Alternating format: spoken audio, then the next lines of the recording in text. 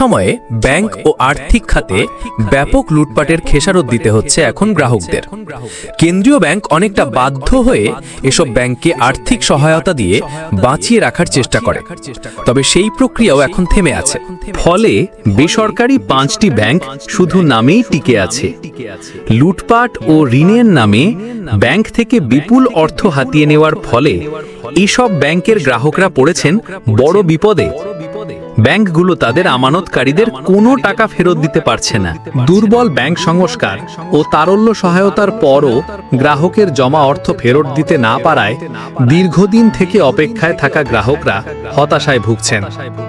এই 5 ব্যাংকগুলো হলো Exim bank, social Islami bank, union bank, global bank ও ফার্স্ট সিকিউরিটি ইসলামী ব্যাংক।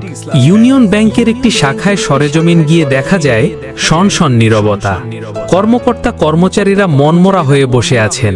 শাখা ব্যবস্থাপক অনুপস্থিত থাকায় অপর একজন দায়িত্বশীল কর্মকর্তা জানান, মার্জারের আগে বাংলাদেশ ব্যাংক সব ধরনের সহায়তা বন্ধ রাখছে, তাই 1 মাস ধরে গ্রাহককে কোনো টাকা ফেরত দিতে পারেনি। প্রতিদিন গড়ে 20-30 জন গ্রাহক জমানো টাকা চেয়ে খালি হাতে ফেরত যাচ্ছেন। 20 সালের 5 আগস্ট শেখ হাসিনা সরকারের পতনের পর অন্তর্বর্তী সরকার দায়িত্ব নেয় 8 আগস্ট। এরপরই আর্থিক খাতকে স্থিতিশীল করতে নানা পদক্ষেপ নেয় কেন্দ্রীয় ব্যাংক।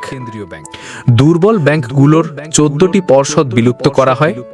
প্রায় 52,000 কোটি টাকা নতুন করে ছাপিয়ে ব্যাংকগুলোকে তারল্য সহায়তা দেওয়া হয়।